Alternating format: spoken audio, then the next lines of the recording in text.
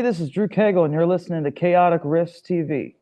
Hey, Drew, it's great to be talking to you again. This is the second time I've interviewed you for Guitarist TV. My name is, of course, Jason J. Rock Houston, and we're talking to you today because you just released a new album. What's the name of the new album again, Drew? So the new album's called Bad Attitude. Oh, right there in the picture. Hey, in fact, this is a fun way of doing the interview. A lot of times, most of the guests that come on, we're able to see their faces, but we respect the artists and that you want to do it a different way, but that makes it that much more fun. So talk a little bit about, it's a cool graphic you got up. I dig the graphics. That's from a new album, I guess. Yeah, yeah, I'll tell you about it. So, the picture I got up here, it's the brand new album cover for the new record.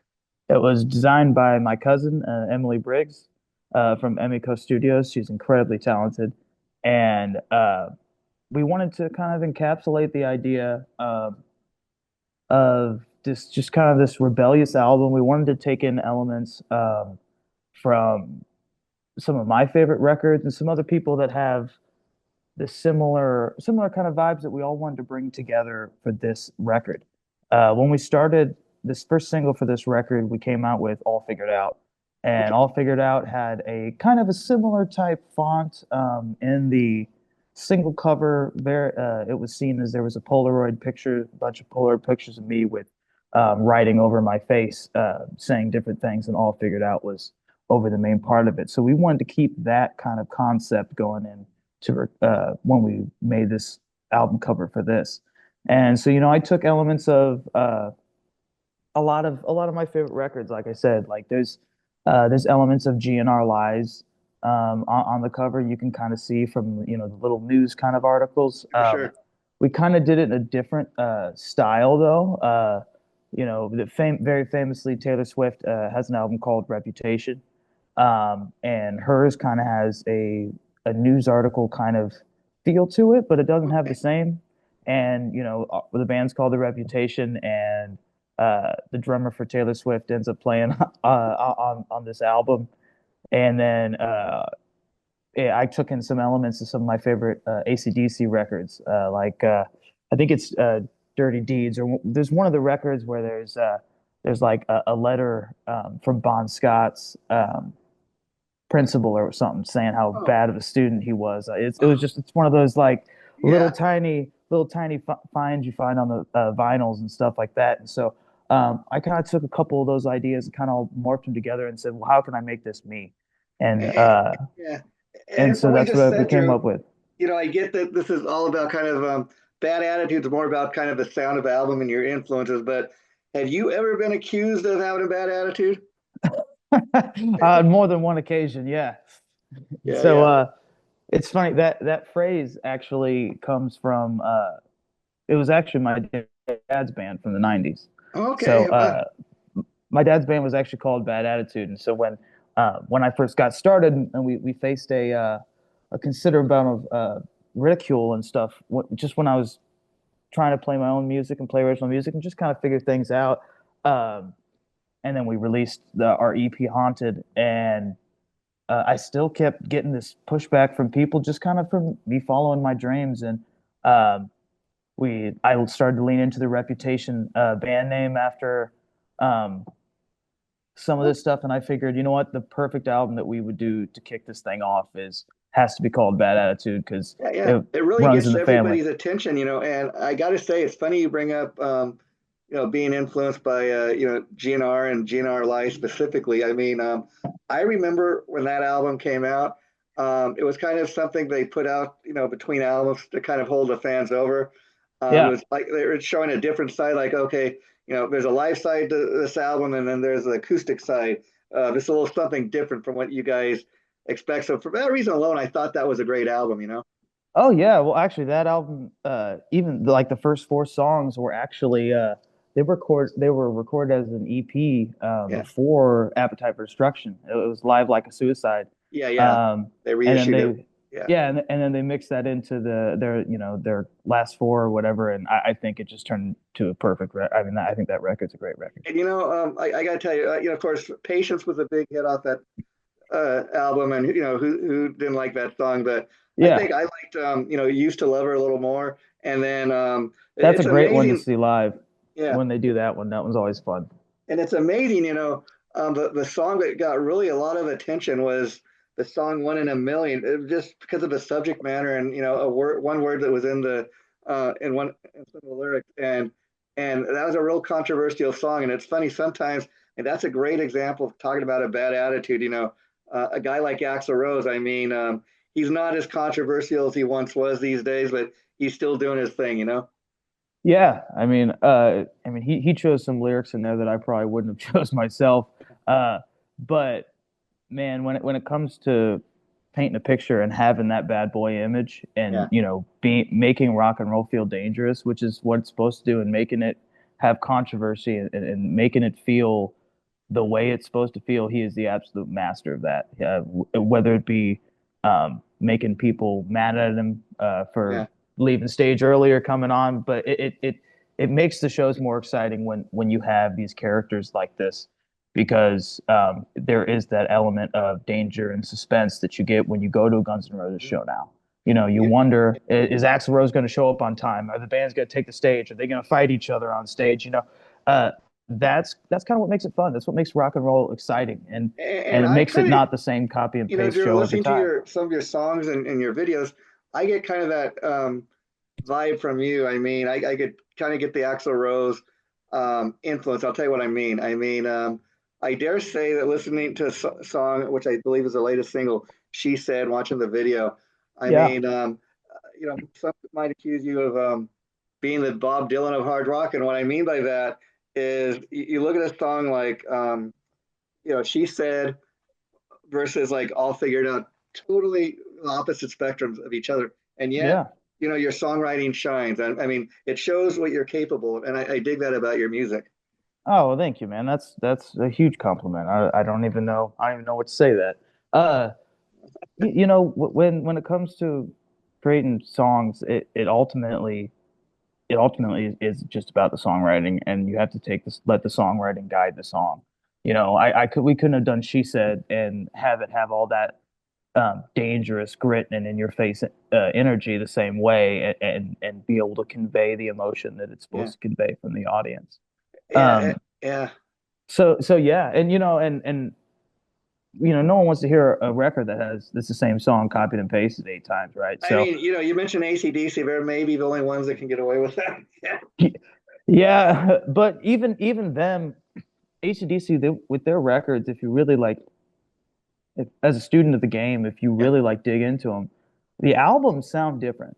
So like the albums, they what they would do is they would look for a specific sound for the record, and they would just nail out that many songs that has that sound and that feeling. Now it's many other bands don't try to do that. They try to give you a bunch of different feelings all at different times within your 8 songs or whatever that you get. But AC/DC, they were just one of those things, is they spent so much time nailing down the exact feeling they wanted you to feel when you listen to the record.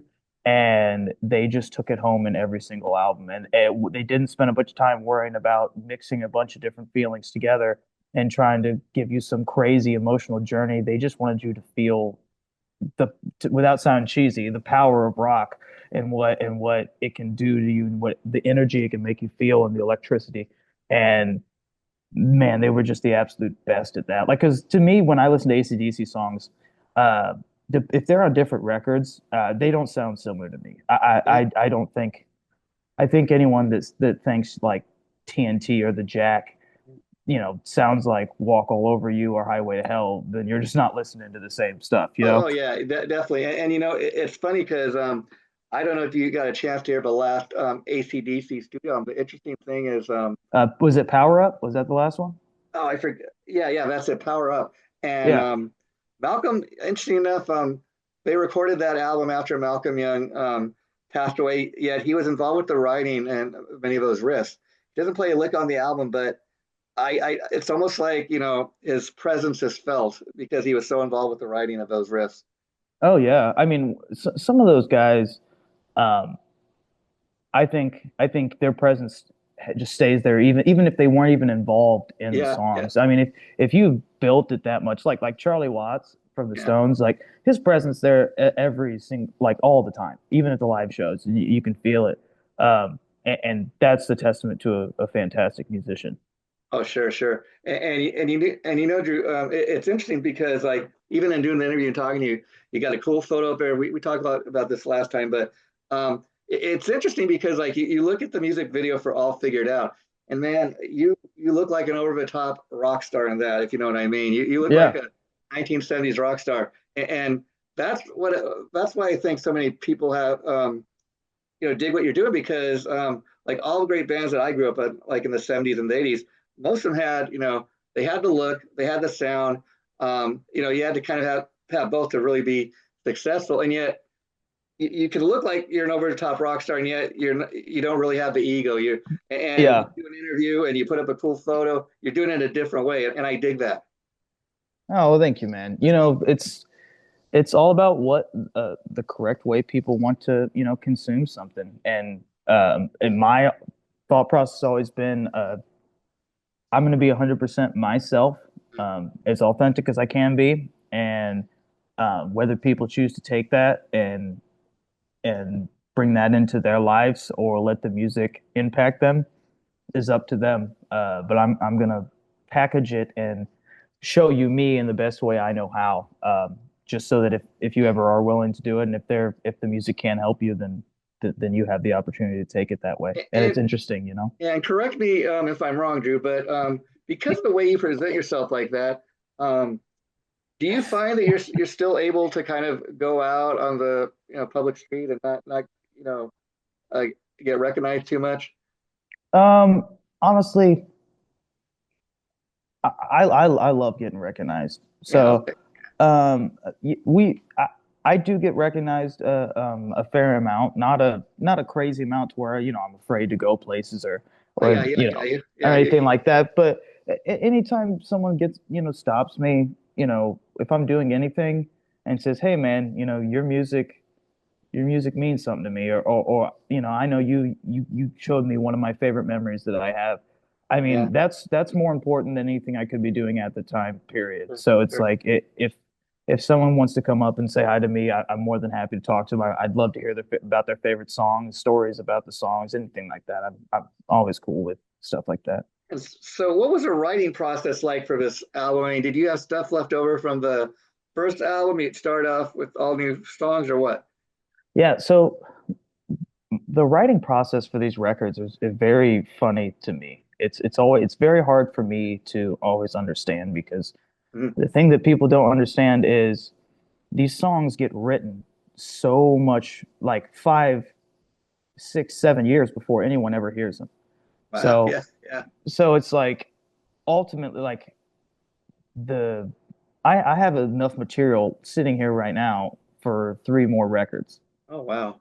So, but just because of a bunch of different things and finding out the right times to release songs and how do we promote it and then recording it and and stuff like that and in between touring and stuff, um, the songs just take forever to get to you. Yeah. Um, I'd say the writing process for this new album was pretty much written when I was a lot younger. It was the most of the record was done at least 2 years ago. Well, Um, yeah, that's amazing because you hear people say like, especially people going back talking about the making of their debut album. They'll tell you, oh, those I wrote those songs years ago. We were playing the clubs or we were getting our start um, yeah. on the scene, and that's basically as they say, you have your whole life to write your first album. Yeah, yeah. So what, even if you listen to that, when you listen to Bad Attitude, you can hear it. A lot of the songs, they're talking about what a young band would go through trying to make a name for themselves in the business, trying to get people just to hear them out and hear who they are. It's um, it's very against the grain of an album when with the feel of it. And honestly, that's what it was. It's just a bunch of songs that I had written based off of roadblocks that I kept facing. When all I was really trying to do was, help people through music the way my favorite bands help me. Yeah, Um, yeah, yeah. you were talking about leftover songs from the first release. When Haunted came out, there was only one song that made it that got cut from Haunted, because I wanted to make sure it was done perfectly. So we cut it from Haunted, and then I went in to record Bad Attitude, and it was the first song I Wow. felt that I needed to bring in, and that was She Said, the one we just shot the music video for and released it. If you listen to Haunted and you listen to She Said, you can kind of hear the similarity in some of the sounds. Haunted was a very gloomy, kind of, we were trying to do like a spookier, Mhm. um, very, very regret filled record. Um, and then when we came into this, and I was like, okay, it's time to write Bad Attitude and get Bad Attitude rolling. That was not necessarily the vibe that I was going for, right? I Yeah. was going for that no apologies in your face, baddest band on the planet vibe. That's what I was going for. And then we got about 4 songs in, and I was like, She Said would be absolutely perfect right here. Give the listener a little bit of a break before we ramp things up one more time. And I just think it fits so well at that spot, and the fans got it, and they really liked it. That's always fun to see. The fans don't always get what you're trying to portray Yeah. and what you're trying to Yeah. do, and so when you release something like we did with the She Said music video, and within 3 days it already has over 70,000 I mean, views. that's I mean, vindication right there, Drew. yeah, and it's like, oh, okay, so they get what I'm trying to do. That's great. They understand, it feels like the first record, but it's got that Nashville polish on it, and it sounds like a radio single. It sounds like something you'd see in a movie, but it has the feeling and the vibe that you could tell we were trying to encapsulate with that just kind of basement EP that we did back in 2020. So um, that was the only one that kind of was left over, and all the other stuff was based off of pretty much new experiences. But they were all written around the time that Haunted was actually being recorded. Well, So that's interesting. Like the fact that She Said was the last kind of thing you did for this album, and it's become such a hit, and people are loving it. It's kind of like when Cheap Trick put out the Flame, everybody was accused. Oh my God, that's not my Cheap Trick. They sold out. No, no, they just did a different type of. It's a different song. That's all. that's my favorite Cheap Trick song. So Yeah, yeah, see, and the funny thing is, there's people like me that grew up on Cheap Trick in the '70s, and that was kind of their comeback album, and it had a little bit of a different sound. But there are people that was their Cheap Trick. They discovered Cheap Trick maybe by seeing that video on MTV back then, or hearing it on the radio. yeah, yeah. And my favorite version of that song is the live version where he goes up and hits that higher note, man. I've seen Cheap Trick a few times live, and he hits that note every single time, and man, you can just feel the crowd come out of the chairs whenever he does it. It's so Yeah, cool. that's another kind of vibe I get even from watching the All Figured Out video. I'm like, you got it, you got that Cheap Trick vibe going too. And I think it's has more to do with your songwriting, not just the attitude, but the fact that like we're talking about right now, that you have different types of songs, on the album and that you're capable of writing. I mean, that's why I was like saying, you're a Bob Dylan of hard rock because I mean, Bob Dylan, first of all, is a great songwriter, but just came out this movie about his life. 80 years old now, but man, he's living off his songwriting royalties. But Yeah. he can write very different types of songs, and that's why he was such a hit maker. Yeah, I would love to have the success he had someday. Sure, sure, yeah, yeah, Honestly, if I could even write one song that yeah, was as good as his worst song, I'd be happy. So oh, sure, if anyone ever, if anyone ever, that comparison is always welcome. oh, sure, I'm very much a songwriter's musician. That's my bread and butter. That's what excites me these yeah, days. When yeah, I was younger, it was different. When I was younger, it was very much the shred guitars and the screaming vocals. But the longer I've been in this game, the more the songwriting is just the most encapsulating thing to me. Like Bob Dylan, Warren Zevon, Don Henley, a lot of these songwriters, Jim Peterick, uh, people like that, James Taylor, and that just, man, it really doesn't matter what the genre is of the song that they're playing.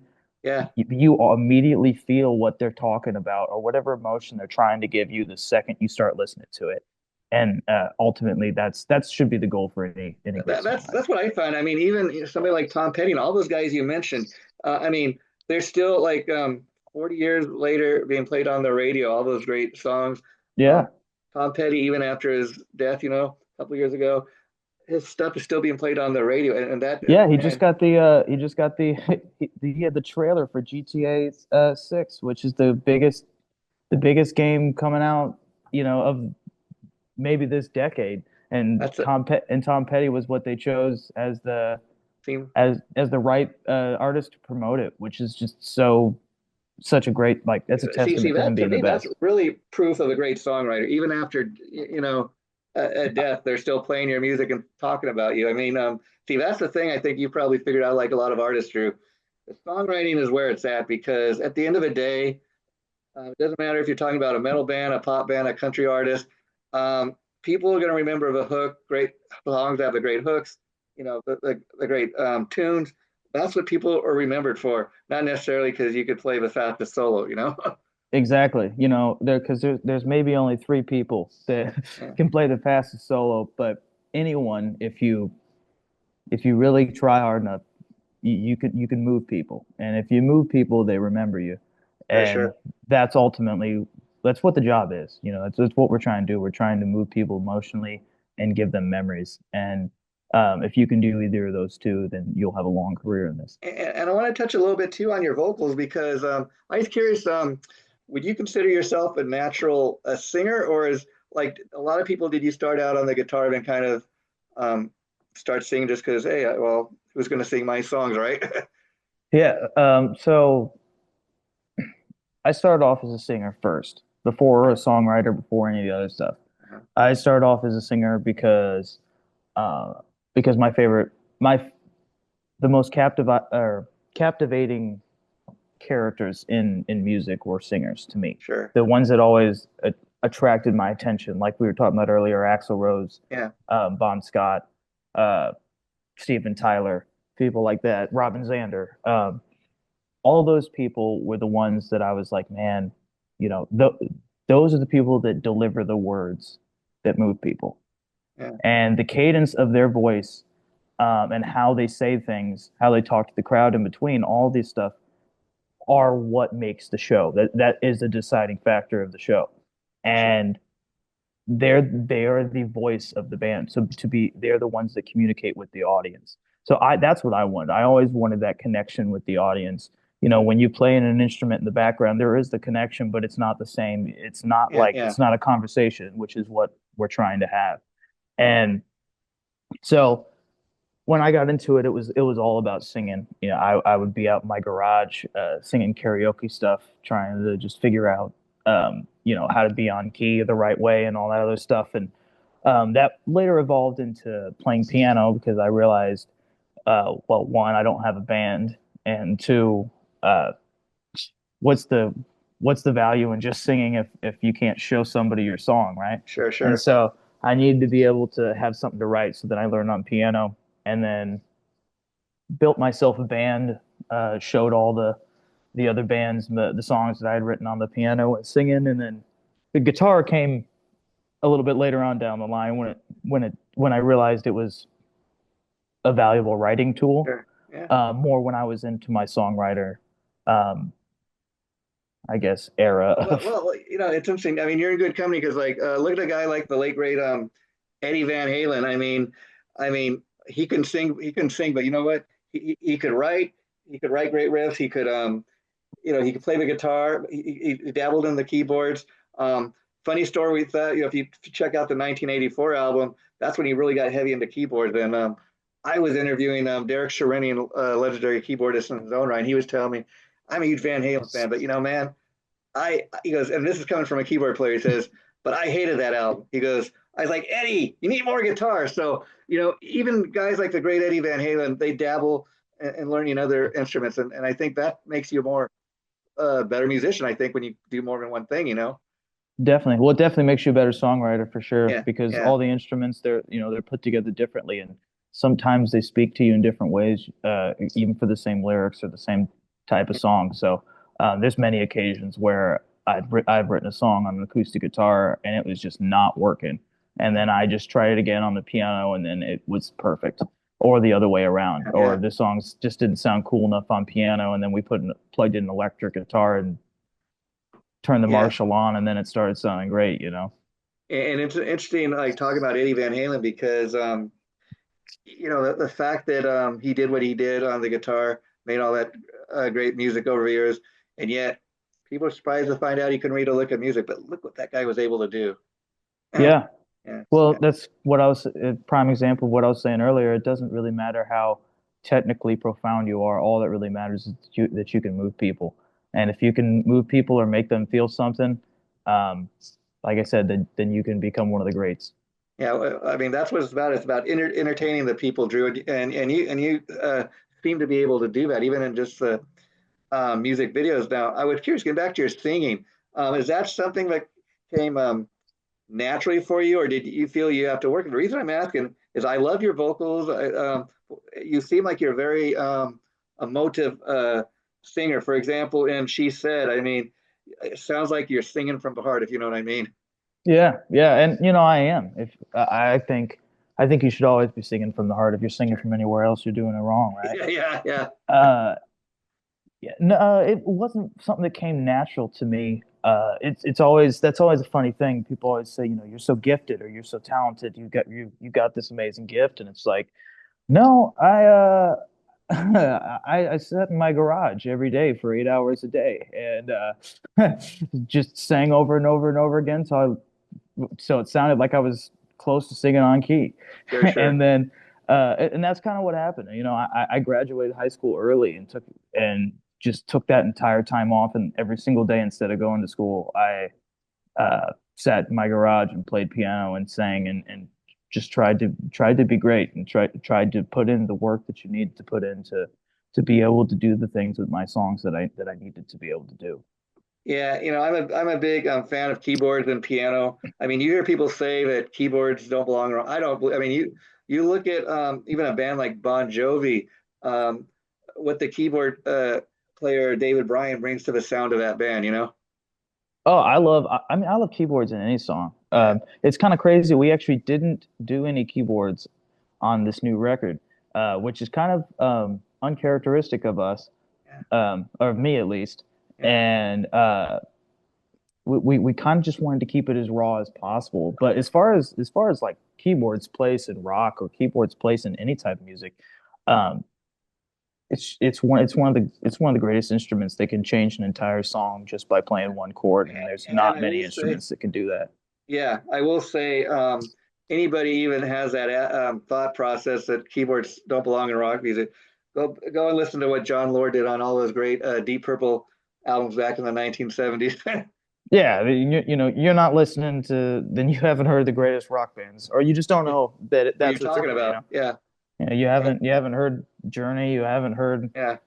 you know, Styx, you haven't heard any. It's like, come on, those are the greatest rock bands ever. So, Oh, sure, sure. People just got to open their ears and kind of be willing to listen to what's out there. And let's talk about playing live. Have you played any live shows to support the new album? Or are you going to take this out on the road? so we did a full tour for All Figured Out last summer. We did a couple shows over the winter, just here and there. Some fun ones that we got thrown on. We did a show with Night Ranger. Did a show uh, with Jump, the Van Halen tribute, Okay. um, and, uh, and then I kind of geared up and got into promo mode for this record here. So, can you expect us to tour this album? Yeah, absolutely. There'll be a Bad Attitude tour. And and Um, and so I imagine the hard part's going to be when you go out and do some live shows to support this. Um, how many new songs off the new album you're going to add to the set list? It must be a balancing act. Like, okay, we got to have stuff from both albums. well, I'll tell you what, if the album keeps doing as well as it's doing right now, then you could probably expect to hear the whole thing played out on the road because the fans have just been absolutely incredible over this last week since we released it, and all of the songs are get already close to beating out all the songs from Haunted as being the most streamed songs Talk of the about week. talk about progression, my friend. I mean, that's great that um, that people are just loving the new stuff. Yeah, and that's always great to see. There's always an element of you're like, man, I know they like the first record. I hope they'll like this next one. And it's like I said, the our fans, the DC and R fans, they get it, and that's what's cool about it is they finally they get it. They understand what we're doing. They understand what the album's trying to do. We understand we're not trying to do anything. We're not trying to tell you to do anything. We want to give you a story, and that's what I do is I tell stories through albums, and we just wanted something that would be cool that everyone would listen to it. And the thing that was really surprising to me that I was so happy to see about this record, just in the initial launch of it, is people didn't just come and listen to the singles. Obviously, All Figured Out had been out, so they had heard about the singles before. Yeah. But we decided that we wanted to drop the whole record instead of singles at a time, because, like I said, I tell stories, and that's I want people to hear the whole record as a story. Um, and man, the fans took it just that way. I mean, Yeah. all of the streaming numbers are all very close. It wasn't like people only went and listened to Bad Attitude featuring Tracy Guns. It Yeah. wasn't that people only listened to Wine Talking or only listened to All Figured Out. Across the board, people just listened to the whole record. And I remember when my favorite records came Yeah. out, and all my friends got together and we'd sit there and we'd play the brand new record by our favorite artist and we'd play it start to finish, and then we'd all talk about what our favorite songs were. And those are some of my favorite memories that I have. Oh, So I sure. I hope. mean, that's so old school putting out a full album. A lot of people, that's why I dig artists like you, Drew, because I mean, I have memories myself of going to the record store. But a lot of people, what's a record store? It used to be a place, folks, where you could actually go buy music. You didn't have to get all your music online, but that was the good old days, I think. Yeah, I mean, those are the memories that make music fun for people, and that lasts a lifetime. So I hope that we were able to do that for some people. The night it came out, they stayed up and listened to it, and I Yeah, and I hope that was a cool memory for them, because even though I wasn't in the room with them, sure. I was still there and I felt it. So. And final question, let's tell the people now, Drew, most important of all, how they get their hands on the new album. If are you selling physical CDs? Or, what's the process here? Yeah, so on our social media, there's links to it everywhere. You can find our new album on Spotify, Apple Music, Amazon Music, YouTube Music, anything with music afterwards. You can probably find it there. As far as physical copies go, I'm pretty excited. This is the first time we have vinyls, Oh so wow. we have CDs and vinyls available on our website. The vinyls look awesome. I just got them in the other day. Um, and so they have the vinyl looks different than the CD. We wanted to make it a little bit special. There's a different back cover for the vinyl. The vinyl has lyric inserts Oh cool. inside of it that have the kind of continue the kind of feeling of the front cover.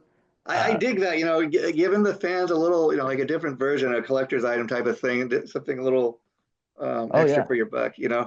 Well, it's definitely going to become a very rare piece of DC&R memorabilia, because there was Yeah. actually I didn't even notice there was a typo on the front of Okay. it, and so we're only going to do 100 of those Wow. uh, of the first printings of the record. So they're going to be pretty rare, and they're going to be pretty obvious to That's be pretty able to cool. tell Yeah. that you got one of the first printings. So did you release this independently or through a label?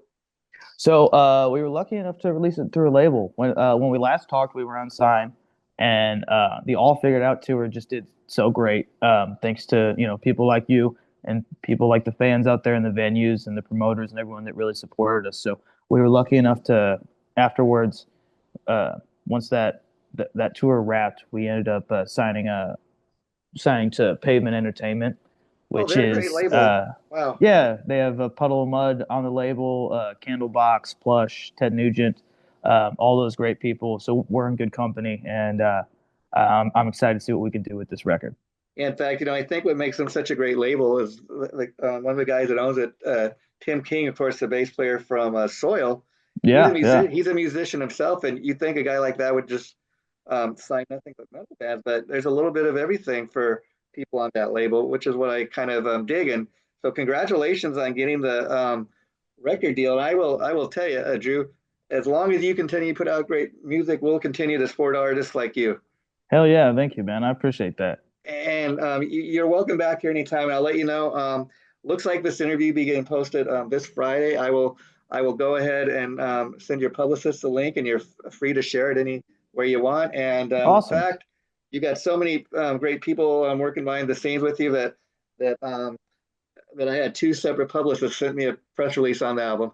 Well, that's great. Yeah, you know, a lot of times when I refer to the band, you know, Drew Yeah, Cagle and the Reputation, I say we a lot, or I say yeah, we're excited, our project, stuff like that, and that's what I'm talking about. I'm talking about the team of people behind the scenes, like our incredible publicists and yeah, our label, and the people that really help get this stuff out there and help get this to the fans because yeah. I can't always do everything alone even though I try. For So sure. Just just to wrap this up, I will tell you, Drew, I'm aware of some great bands that put out great product, and for one reason or another, the label and people behind the scenes weren't pushing it, and they're getting great reviews, but it just wasn't wasn't doing nothing for the band. So they had to they had to go find assistance elsewhere. I know, and I'm very we're very fortunate that we're able to do this with the correct team and the people that actually will give this thing a chance. So Well, Drew um, Cagle, it's been great talking to you again, my friend. And like I said, this should be going up this Friday. You're welcome back here anytime, my friend. Thanks for coming on. As always, it's been a pleasure. great, man. Thanks for having me. Let's do it again soon. We will. Bye bye.